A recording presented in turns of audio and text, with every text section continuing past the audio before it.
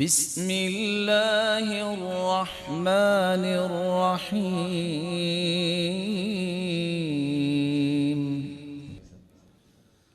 صبر، برداشت جو اللہ کے رسول صلی اللہ علیہ وسلم کے صحابہ نے کیا، کس طرح 8 دن کا سفر تھا، صعوبتیں، کٹھنائیاں، دشمن کا خوف، لیکن یقین کس پہ ہے؟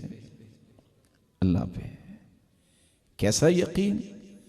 جس کے بارے میں اللہ کے رسول صلی اللہ علیہ وسلم نے فرما دیا، ان من ورائکم زمان صبر، میرے صحابہ ایک ایسا وقت آنے والا ہے جس میں صبر کرنا پڑے گا۔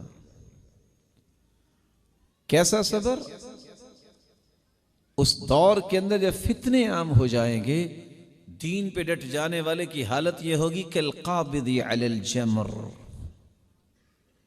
جیسے اس نے آگ کا انگارہ پکڑ لیا ہے۔ یہ حدیث کہہ رہی ہے، دنیا کی آگ کا انگارہ ہو، ہاتھ میں آئے تو گوشت جل جاتا ہے، آخر وہ انگارہ بجھ جاتا ہے۔ یہ تو شرعی انگارہ ہوا نا، یعنی یہ مستقل انگارے جیسی تکلیف ہوگی، لیکن کرو کیا؟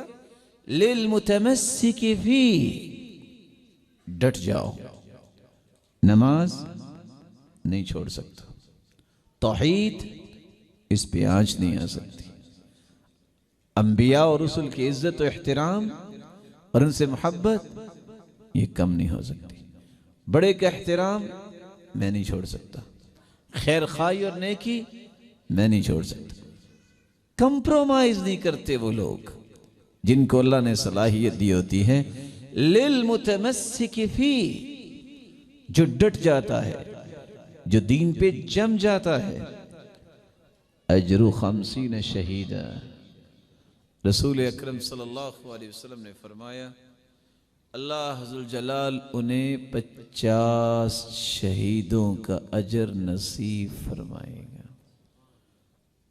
ایک صحابی نے سوال کر دیا، یا رسول اللہ صلی اللہ علیہ وسلم، صحیح الجامع کی روایت ہے، مننا او منہم، اس دور کے 50 جب فتنے آئیں گے، یا ہم میں سے صحابہ میں سے کوئی 50 شہید ہو جائیں؟ آپ نے فرمایا اجر 50 شہیداً منکم، میرے صحابہ تم میں سے اگر 50 لوگ اپنی جان کا نذرانہ پیش کر دیں تو جتنا ان 50 کو اجر ملے گا، جو فتنے کے دور میں دین پہ کاربند ہوتا ہے، اللہ کے قریب ہی رہتا ہے، رب تعالیٰ کا تقرب حاصل کرنے پہ لگا رہتا ہے، اس اکیلے کو جو زندہ ہوگا، حالانکہ وہ زندہ ہوگا، اس کو 50 صحابہ کی شہادت جتنا رب تعالیٰ اجر عطا فرمائیں گے۔